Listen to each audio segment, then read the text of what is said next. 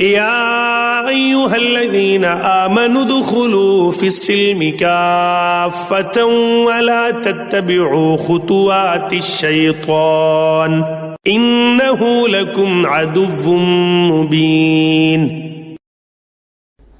یا ایھا الذین آمنوا ادخلوا فی السلم کافہ، اے اہل ایمان اسلام میں داخل ہو پورے کے پورے۔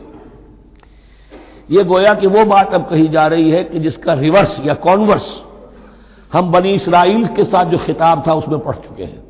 افتؤمنون ببعض الکتاب وتکفرون ببعض، کیا تم ہماری کتاب، ہمارے دین، ہماری شریعت کے ایک حصے کو مانتے ہو اور ایک کو رد کر دیتے ہو؟